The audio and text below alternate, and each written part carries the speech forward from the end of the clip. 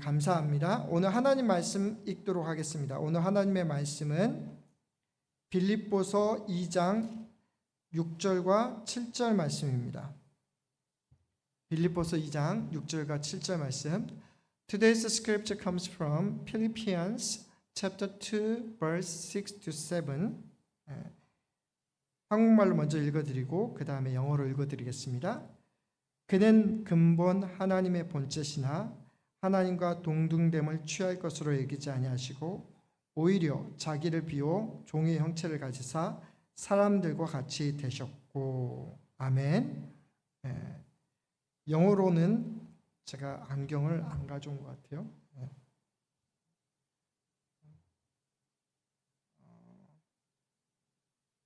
영어로는 who being in every nature God did not consider equality with God strengthened to be grasped but made 제가 영어를 저걸 읽도록 하겠습니다. But made himself nothing, taking the very nature of a servant, being made in human likeness.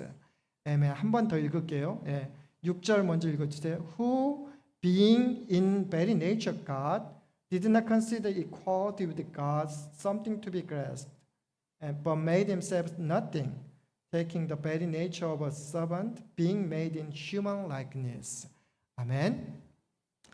여러분 반갑습니다. 오늘은 이해를 추구하는 삶을 라는 제목을 가지고 여러분에게 말씀을 전하도록 하겠습니다. Today I deliver a message titled The Life of Seeking Understanding, based on Philippians chapter 2, verse 6 to 7.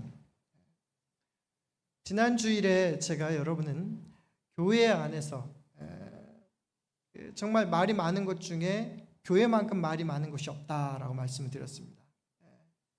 좋은 의도로 하면 좋지만 대부분은 그렇지 않는 경우가 많다라고 그랬습니다. 그래서 여러분에게 무슨 말씀을 드렸냐면 교회 안에서 비판자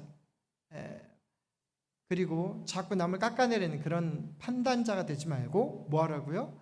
격려자가 되라고 말씀드렸습니다. 오늘은 여기에서 한 가지 더 나아가고자 합니다. 교회 안에 일어나는 또 다른 부작용에 대해서 여러분에게 말씀드리도록 하겠습니다. 여러분은 교회에 나오면 행복합니다. 교회에 나오면 전혀 모르던 사람들을 서로 만나고 또 그 안에서 서로 알게 되고 교제하고 배워가고 또 이런 분이 있었구나 그렇게 깨닫게 됩니다. 어느새 이렇게 너무 친해집니다. 좋습니다. 하나님의 가족이 꼭 이런 것 같구나 그런 생각을 할 때가 많습니다.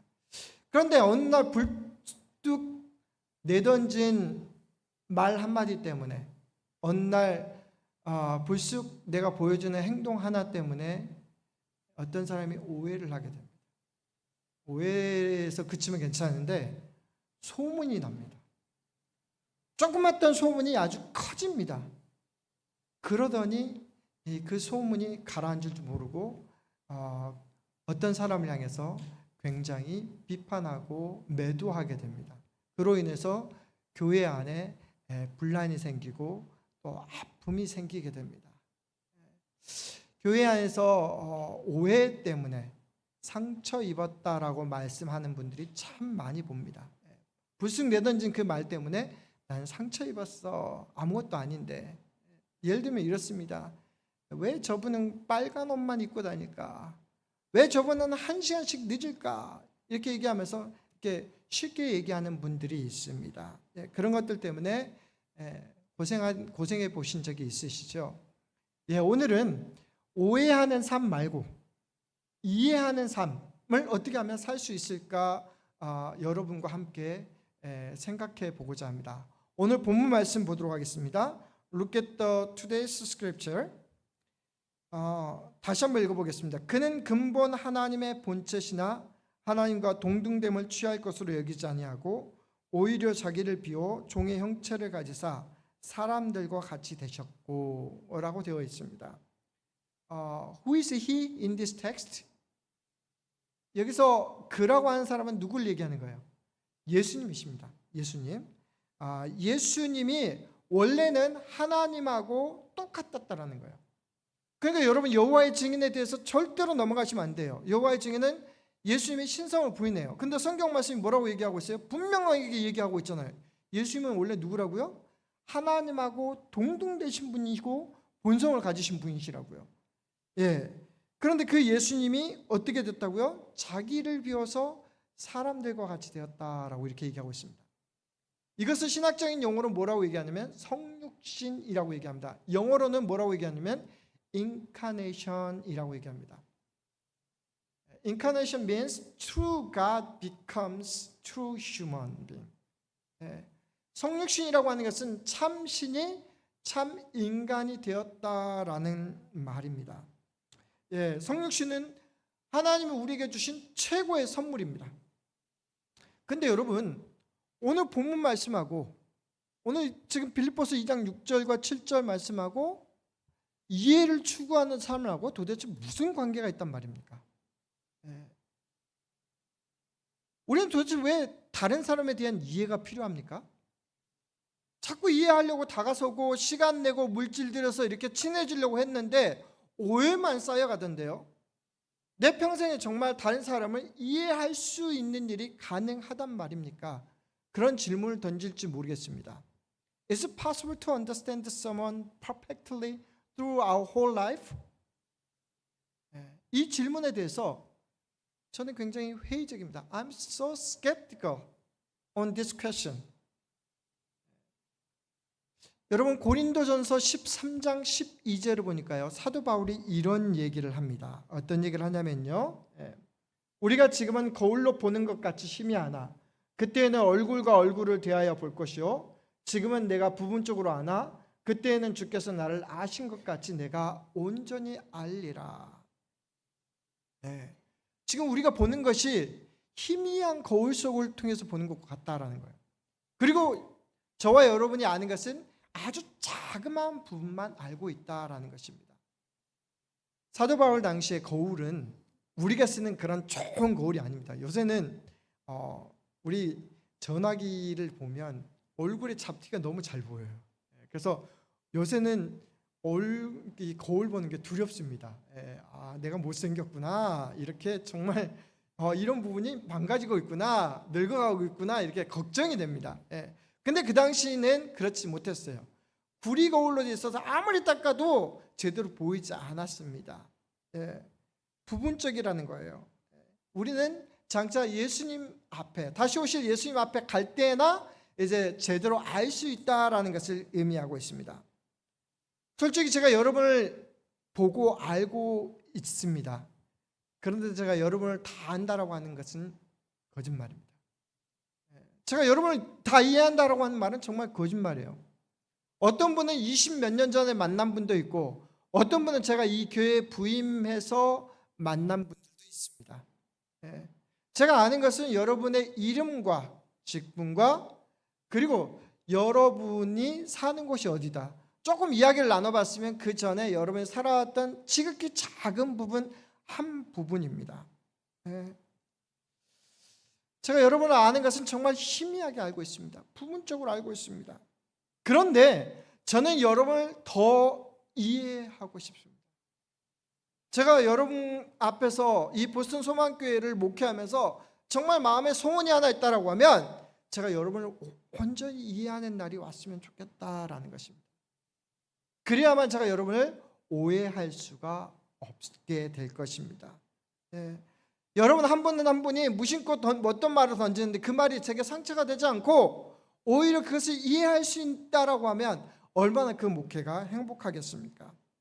여러분, 사실 사도 바울이 앞에서 이렇게 얘기했기 때문에 우리 평생 살아가는 날 동안 이게 실현되지 않을 것을 알면서도 왜 저는 이해를 추구하는 삶을 살려고 하는 것일까요? 그냥 냅둬, 이해 안 되는 거 그냥 내버려둬, 시간이 해결해, 이렇게 얘기할 수도 있는데 왜 저는 이해하려고 하고 있는 것일까요? 오늘 본문은 뭐라고 말씀드렸습니까?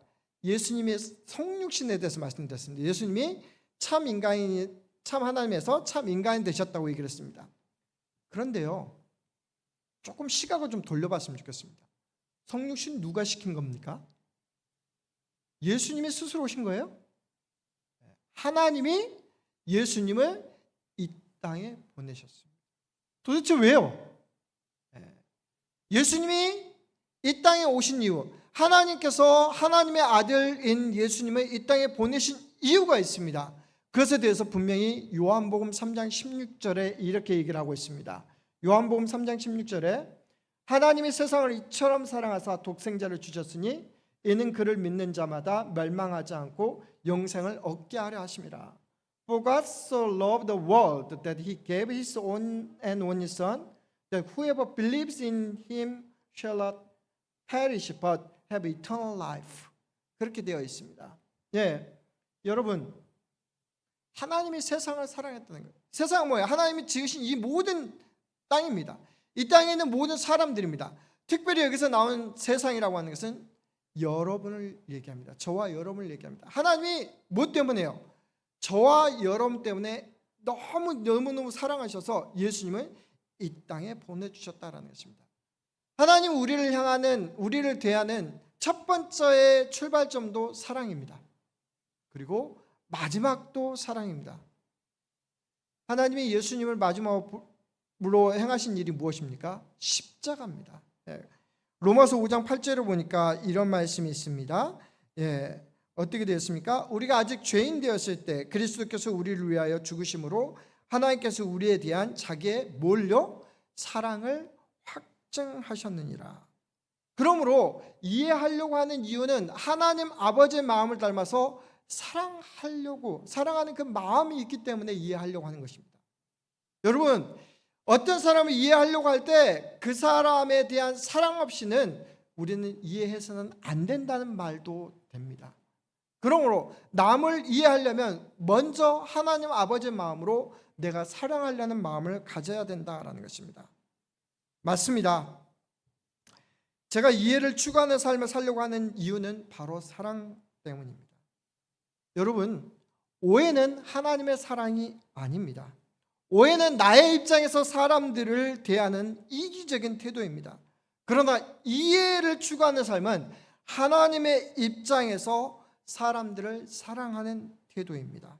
하나님의 입장으로 형제와 자매들을 바라보고 그들을 무조건적으로 사랑하신 하나님의 사랑이 보입니다. 제가 여러분을 더 잘 이해하려고 하는 한 가지 이유는 하나님께서 여러분을 사랑하셨기 때문에 그 사랑의 눈으로 보려고 하는데 이유가 있다라는 것입니다. 하나님도 바로 그 이유 때문에 예수님을 참 인간의 모습으로 우리에게 보여주셨다라는 것입니다. 지금은 희미하고 부분적으로 알지만 정말 우리가 사랑하는 마음으로 이해하려는 그 노력으로 온전히 우리 마음 가운데 정말 사랑의 마음을 가지고 이해하려고 하는 그 노력을 끝까지 기울이는 저와 여러분이 되셨으면 좋겠습니다. 비록 완벽하지 못할지라도 온전히 이해하는 그런 마음을 가졌으면 좋겠다라는 것입니다. 오늘 본문에서 예수님은 우리가 남을 이해할 수 있는 방법, 아주 좋은 방법 두 가지를 얘기해 줍니다. 오늘 6절 말씀 한번 보겠습니다. 그는 근본 하나님의 본체시나 하나님과 동등됨을 취할 것으로 여기지 아니하였다라고 되어 있습니다. 예수님이 누구라고요? 예수님이 하나님이라고요. Jesus is God and He has the nature of God. 하나님의 본성을 가지고 있다는 거예요. 즉 다시 말해서 예수님은 인간과 비교해 봤을 때 감히 비교할 수 없는 놀라운 하나님의 놀라운 권능과 역사와 성품을 다 가지고 있다는 얘기예요. 그죠? 우리는 그것을 이해할 수 없어요. 너무나 동떨어져 있기 때문에, 너무나 위대하기 때문에, 너무나 크기 때문에 우리는 그것을 이해할 수가 없습니다. 근데 오늘 6절에 보니까 뭐라고요? 예수님이 He gave up the nature of God. 하나님이 저에게 분여하신 그 모든 성품, 그 높은 성격과 그 마음과 그 모든 생각들을 싹 내려놨다라는 것입니다. 여러분, 오해를 하는 사람들의 가장 큰 특징을 보면요, 내 안에 잘난 마음이 있습니다. 내가 조금 더 높다라고 생각합니다. 내가 더 많이 알고 있다라고 생각합니다. 내가 더 잘 안다라고 생각합니다. 근데 어떻게 하라고요? 예수님처럼 하기 위해서는 그 모든 것들을 내려놓는 연습이 필요합니다. 한 사람이 생일 파티를 맞았습니다. 버스데이 파티에 3명의 친구를 초대합니다. 2명은 왔고 1명이 늦었습니다. 그때 그 친구가 우연히 그렇게 얘기합니다. 야, 오늘 정말 꼭 와야 되는 사람이 와야 되는데 못 왔다. 그러니까 그것을 듣고 있던 옆에 친구가 그렇게 얘기합니다. 야, 그럼 나는 꼭 와야 될 사람이 아니란 말이야. 이게 사람들의 반응입니다. 그냥 자기가 자신을 내려놓으면 되잖아요. 자기 자신을 왜 이렇게 저기 하는지 모르겠어요. 그렇게 비하시키는지 모르겠어요. 그것들을 좀 내려놓고 어떻게 해요? 봐야 되는데 우리의 마음 가운데 한번 뒤틀린 마음은 돌이킬 줄 모릅니다. 참 삐딱합니다. 완전히 자신의 입장에서 바라봅니다. 그 친구의 입장에서 좀 바라보면 좋잖아요.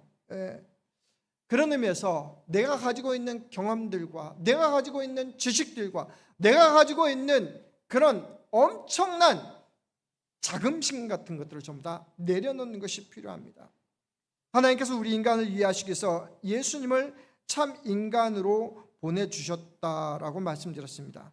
잠시 입장을 좀 바꿔보겠습니다. 만약에 여러분 하나님이 우리에게 말씀하시기 위해서 예수님을 보내주지 아니하시고요, 저번에 제가 말씀드린 것처럼 엘리야가 호렙산에 갔을 때 나타났던 하나님 기억하시죠?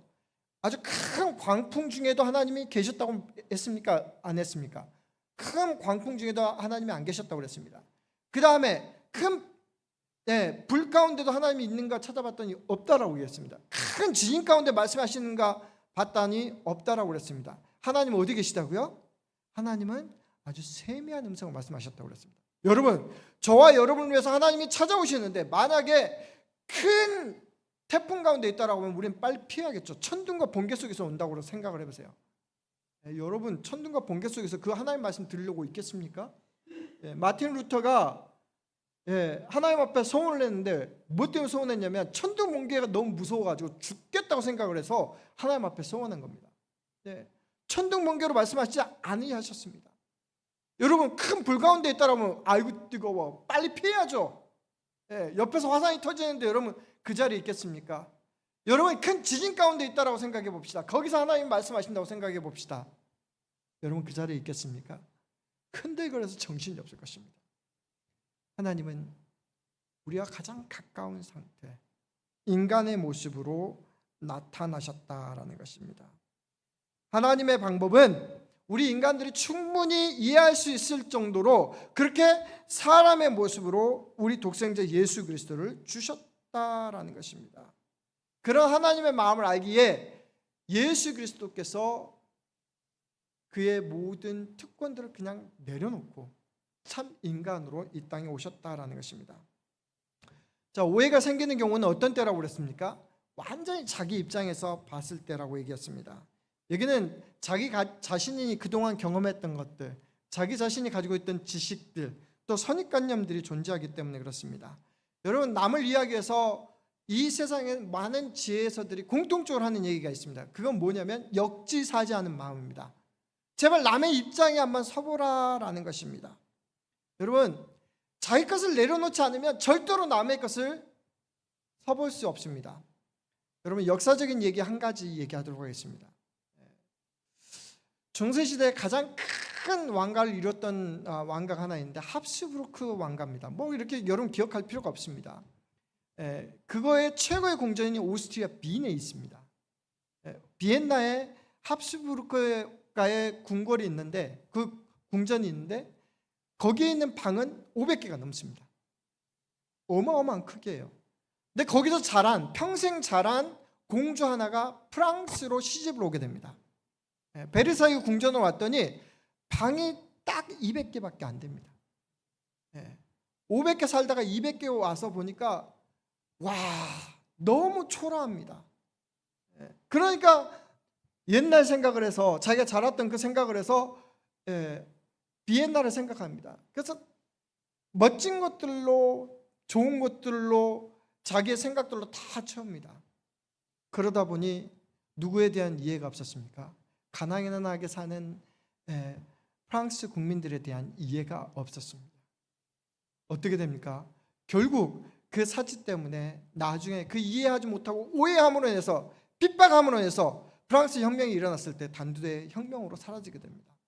내려놓는다라고 하는 것은 그만큼 어렵습니다. MT한다라고 하는 것은 그만큼 어렵습니다. 그런데 우리는 반드시 남의 사정에 들어가기 전에 우리는 이런 조건들이 먼저 주어져야 된다라는 것입니다. 여러분,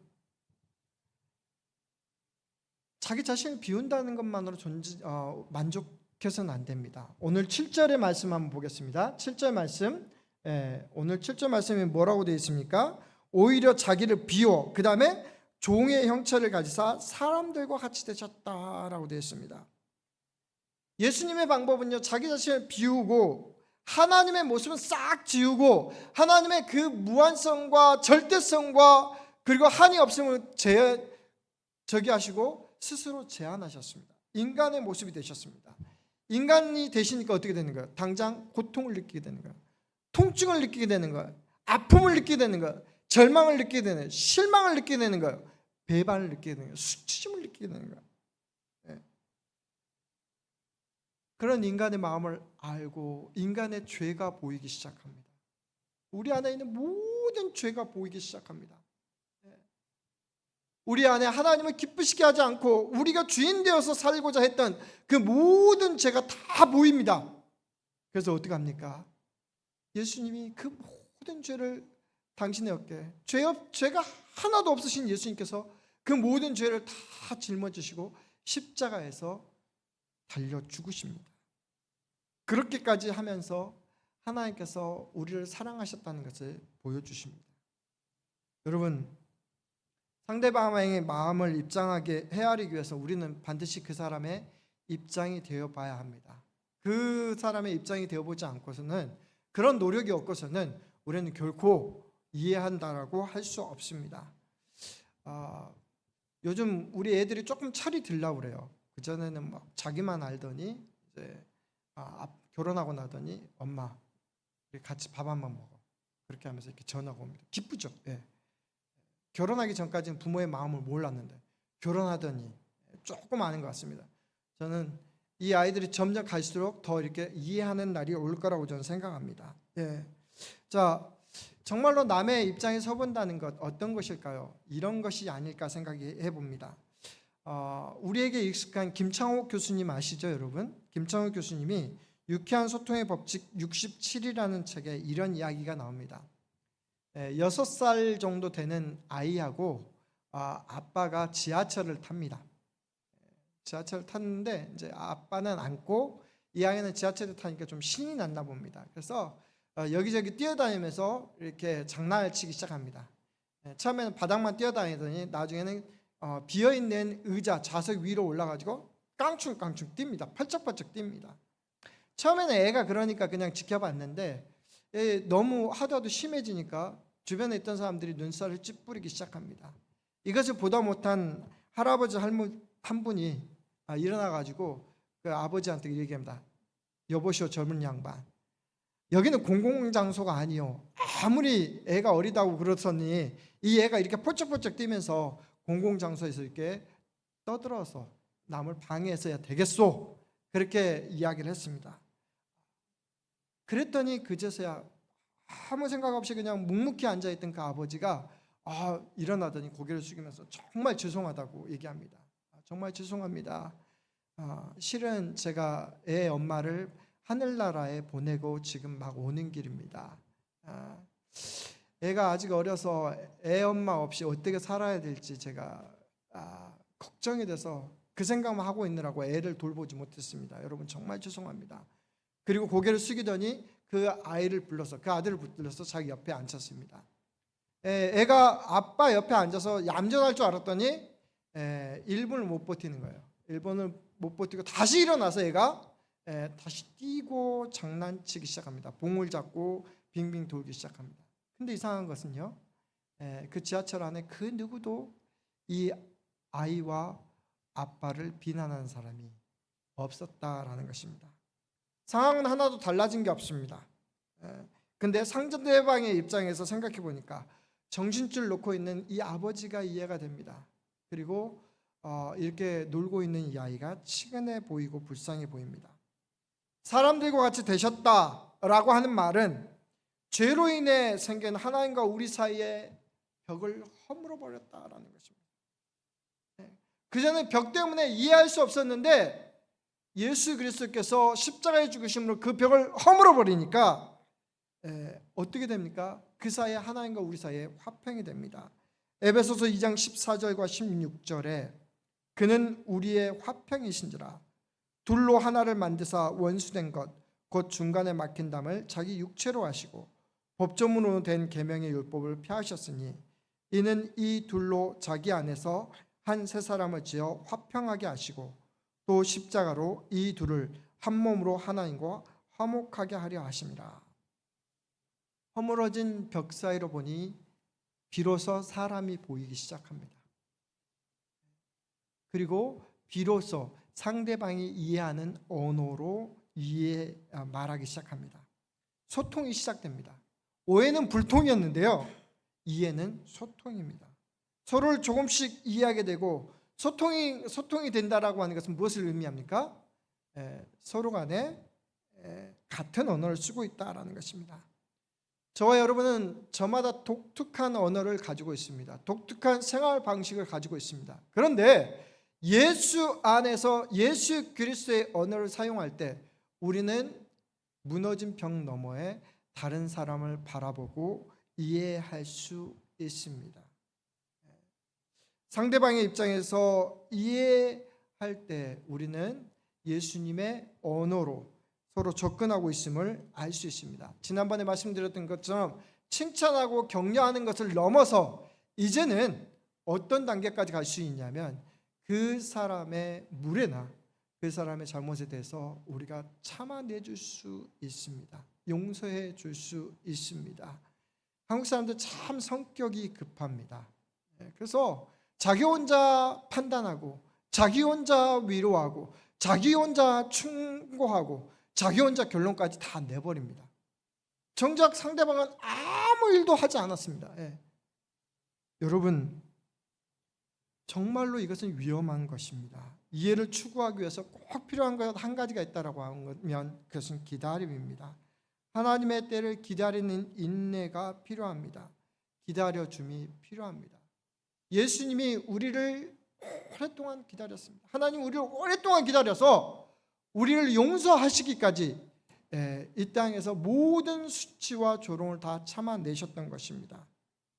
우리 자신의 경험에서 나오는 충고한답시고 위로한답시고 그런 것들은 좀 접어놓고 묵묵히 지켜봐 줄 수 있는 그런 인내의 마음이 필요합니다. 여러분, 자, 도대체 왜 예수님의 마음으로 우리는 이해를 하려고 하는 것일까요? 그 사람을 더 잘 알기 위하는 것이 최종 목적이 되어야 합니까? 아닙니다. 아까 요한복음 3장 16절에 뭐라고 얘기했습니까? 하나님이 예수님을 우리에게 보내주신 것은 그 누구도 멸망하지 않고 뭐하기 위해서요? 구원을 받기 위해서요. 하나님의 사랑에서 출발된 이해됨의 삶은 그 끝에 마지막 종착역이 뭐가 되어야 되냐면 반드시 구원에 이뤄야 된다라는 것입니다. 남을 이해한다고 해서 그 사람과 같이 되라는 얘기가 아닙니다. 그 사람을 이해함으로 인해서 내가 좀 더 공감하고 그들에게 하나님의 사랑을 보임으로 그들이 하나님을 예수 그리스도를 통해서 하나님의 구원에 이르도록 하자는 데 있다라는 것입니다. 다시 말씀드리자고 하면 제가 여러분을 더 잘 이해하려고 하는 이유는 예수 그리스도를 모르는 사람이 하나님의 사랑을 깨닫고 예수 그리스도를 통해서 하나님의 구원에 이르도록 하기 위해서 제가 여러분을 이해하고자 한다라는 것입니다. 그런 하나님의 가족과 공동체가 되게 하고자 하는 데 있다라는 것입니다. 사랑하는 성도 여러분, 이제 말씀을 정리하도록 하겠습니다. 오늘은 이해를 추구하는 삶을 어떻게 하면 살 수 있을까라는 질문에 대해서 살펴봤습니다. 아마 서로를 완전히 이해하는 것은 어려울 것입니다. 아직도 힘들 것입니다. 오해가 난무하는 세상에서 그래도 이해를 추구하는 이유 한 가지가 있다고 하면 그것은 하나님의 사랑 때문입니다. 하나님께서 사랑하시는 한 영혼 한 영혼을 사랑의 눈으로 바라보지 않는 한 우리는 이해할 필요성을 느끼지 못합니다. 친히 하나님의 본성을 버리고 자신을 비워 사랑과 같이 되신 예수님을 본받아 우리의 기득권을 내려놓고 상대방의 입장과 처지에서 생각해 보면 필요합니다. 더 나아가서 벽을 허물고 그 벽을 허무신 그 예수님의 언어를 가지고, 그 사랑의 언어를 가지고 소통해야만 우리는 서로를 더 잘 이해할 수 있을 것입니다. 그러나 이해가 최종 목적이 아닙니다. 이해하려고 하는 이유는 예수 그리스도를 통해 잘 이해하고 사랑하고 그것을 통해서 하나님의 구원을 이루기 위함입니다. 저는 오늘 설교를 말씀드리면서 여러분, 다른 사람이 나를 오해해서 상처 입었다고 그것에 대해서 여러분을 위로하기 위해서 말씀드린 게 아닙니다. 하나님은 저와 여러분의 마음을 알고 계십니다. 하나님은 그 상처 입은 마음까지 주님께서 치료해 주실 것입니다. 그러나 우리 주변에는 우리를 이해하려고 하고 우리에게 사랑으로 다가오는 많은 사람들이 있습니다. 우리를 이해해주는 친구가 있고 가족들이 있다라고 하면 감사하시기 바랍니다. 그리고 지금 이 순간부터 오늘 말씀 성육신 하신 예수 그리스도의 모습을 본받아서 하나님, 나도 나의 모든 것들을 좀 내려놓고 비우고 그 안에 주의 사랑으로 채워서, 그 안에 주의 사랑의 언어로 채워서 다른 사람을 이해하는 삶을 살겠습니다. 그렇게 나아갈 수 있는 저와 여러분 되시기 바랍니다. 그것이 구원을 위한 한 걸음입니다. 그것이 교회의 참된 모습이라고 생각합니다. 사랑하는 성도 여러분, 오해하는 삶이 아니라 이해하는 삶을 나아가는 저와 여러분 모두가 되시기를 주의 이름으로 간절히 축원합니다. 이 시간 같이 기도하기를 원합니다.